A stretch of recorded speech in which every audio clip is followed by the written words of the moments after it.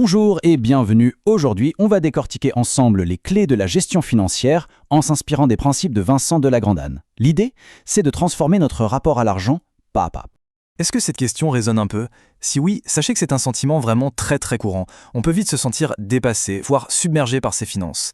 Mais la bonne nouvelle, c'est qu'il existe des solutions claires et accessibles pour s'en sortir. Et voilà une idée qui est juste essentielle. Ça reconnaît que oui, c'est un parcours parfois difficile, mais ça offre en même temps une promesse forte. Et c'est justement notre objectif aujourd'hui, transformer ce qui peut paraître une montagne en un plan d'action concret et réalisable. Alors, voici le programme. On va commencer par la psychologie de l'argent, puis on passera à des outils hyper pratiques.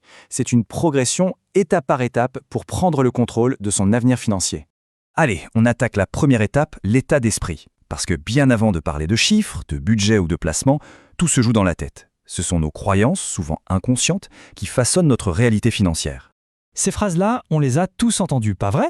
Elles ont l'air de rien comme ça, mais ces idées qu'on a intégrées depuis l'enfance peuvent, sans qu'on s'en rende compte, saboter tous nos efforts pour atteindre nos objectifs. Et justement, voici comment on peut inverser la tendance.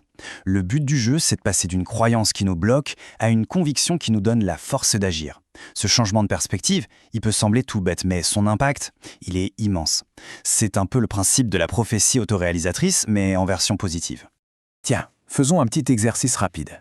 Juste un instant, essayez de compléter mentalement ces phrases. Les toutes premières réponses qui viennent à l'esprit, ce sont souvent elles les plus révélatrices de nos croyances profondes. C'est vraiment une étape clé pour les identifier et puis, si besoin, les faire évoluer. Bon, on a parlé de l'état d'esprit, maintenant passons à la pratique avec un outil indispensable, le budget. Loin d'être une contrainte ou une punition, il faut vraiment le voir comme un tableau de bord, celui qui nous donne le contrôle, la visibilité pour enfin piloter nos finances. Alors, concrètement, comment on s'y prend? Eh bien, le processus se décompose en 5 étapes logiques. Le point le plus important, c'est peut-être le 4e, considérer l'épargne comme une dépense obligatoire. Rien que ce petit changement de mentalité, ça transforme l'épargne dans vague, s'il me reste de l'argent, en une véritable priorité. Et pour que ce soit encore plus simple, on peut s'aider de la règle du 50-30-20. C'est un repère tout simple pour répartir son revenu net. En gros, 50% pour tout ce qui est essentiel, les besoins, 30% pour les envies, les loisirs, et surtout, un minimum de 20% dédié à l'épargne et à la construction de l'avenir. Regardez, voici à quoi ça peut ressembler. Prenons un revenu net de 3 000 €. Une fois qu'on a couvert les besoins et les envies, il reste 600 €. C'est cet excédent qui est la clé de tout. C'est lui le véritable carburant pour construire sa liberté financière. Ok, maintenant qu'un surplus est généré chaque mois, on en fait quoi? On passe au niveau supérieur. Il ne s'agit plus seulement de mettre de l'argent de côté, mais bien de le faire travailler. Voilà une idée qu'il faut absolument intégrer. L'argent qui dort sur un compte courant, en réalité, il perd de sa valeur. C'est ce qu'on appelle l'inflation. L'investissement est donc crucial, pas seulement pour préserver son pouvoir d'achat, mais surtout pour l'augmenter sur le long terme. La logique derrière tout ça, elle est implacable et elle résume bien notre parcours. Tout part d'un budget maîtrisé, qui permet de dépenser moins que ce qu'on gagne. Ça génère une capacité d'épargne. Et c'est cet excédent, une fois qu'il est mis de côté, qui peut être investi pour grandir. Mais attention, investir, ça implique de comprendre un compromis fondamental. On l'appelle souvent le triangle magique. On ne peut pas tout avoir en même temps. La sécurité, la disponibilité des fonds et un rendement élevé. Si on veut un rendement fort, il y a souvent plus de risques. Un placement très sûr et facile d'accès, comme un livret, aura forcément un faible rendement.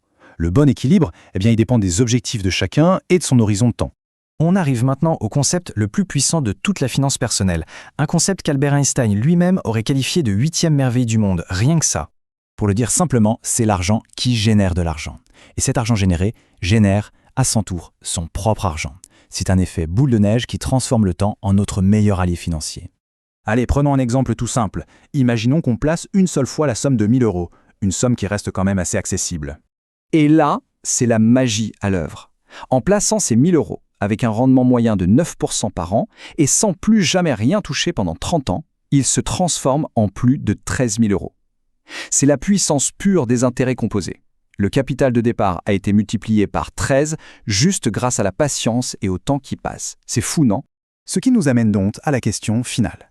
À quoi pourrait ressembler l'avenir financier si on commençait aujourd'hui? Chaque jour qui passe, c'est une opportunité. Plus on commence tôt, plus cette fameuse magie des intérêts composés a de temps pour opérer. La vraie question, ce n'est donc pas si on doit commencer, mais plutôt quand.